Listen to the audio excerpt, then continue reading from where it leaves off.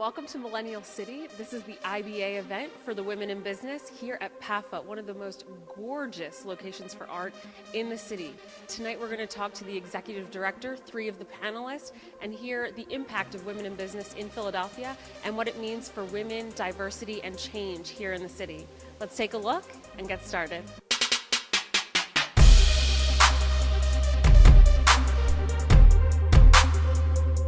We're here with Dr. Rachel Levine, and this has been such an incredible organization and event that's been put on. What's your involvement with the organization? Sure, I was very pleased to be invited tonight to be on the panel to discuss women in business and the advantages and strengths of diversity for women in the work environment.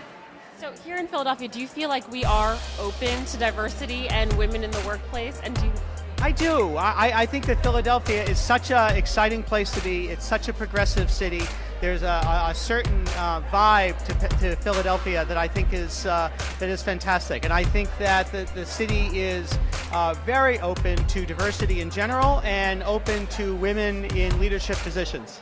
We're here with our second panelist of the evening. Can you introduce yourself? Sure. My name is Catherine Sprisler-Klein, and I'm the Deputy Director of Community Engagement at Philabundance, as well as a member of the Executive Committee of the Board of Governors at the Human Rights Campaign. I'm mid-career, and I'm here to provide that nonprofit perspective, and I think just because you're young doesn't mean you can't be forward and strong and really know what you're passionate about and know what you stand for. And I don't think it's ever too early to incorporate who you stand for in your work and in your volunteer opportunities. I love that, and I think that youth aren't as open to new volunteer opportunities in the city. Is there anything that you would suggest that people look toward when they're trying to pick a community service activity? Yeah, I think just be really realistic about your time and know what you're able to offer, and that helps the nonprofit so much, whether it's a one-time opportunity helping HRC at the Pride booth or whether it's one of the 17,000 volunteers that come down and support Philabundance. There's a role for everybody. It's just really important to know what the right role is for you. I'm here with the executive director of the organization. Welcome. Thank you so much. It's great to be here. It is such a special event. Can you tell us a little bit about how it was put together and the vision that you see for the panel? Sure. This is the 3rd annual event that we have with our Women in Business. And our Women in Business is a really vital, vibrant part of the IBA and what we do.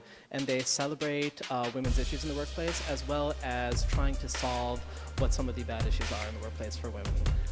Our panel is basically a diverse panel of people from the greater Philadelphia area. We have a trans person on the panel, we have an out lesbian, we have 2 allies, and they're going to talk about their different experiences in the workplace, what's good, what's bad, and what we can improve and how we as a community can come together.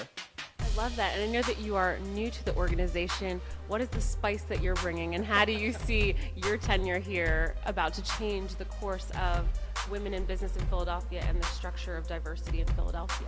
With me being hired as the first executive director, we are able to transition from having a working board to a governing board and being able to do a little bit more when it comes to programming and activities. And whenever we have programming and activities, that means more education for the community, and that means greater things for groups like our Women in Business, who are going to have more of a platform to be able to educate everybody. We're here with our 3rd panelist of the evening. Would you mind introducing yourself? Good afternoon. My name is Jennifer Vrana.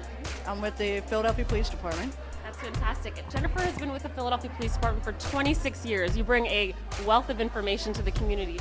Can you tell us the impact that these sorts of organizations have on our community? Well, it does have a great impact. It's nice to be visible and to be seen. I mean, when I started in 1990 with the job, I was the 2nd wave of women in policing. The first wave had started 15 years earlier. So to see where it's grown from 1990 to today, I mean, we're now in the 40th year of having women in law enforcement in Philadelphia. With the law enforcement position, we're currently hiring.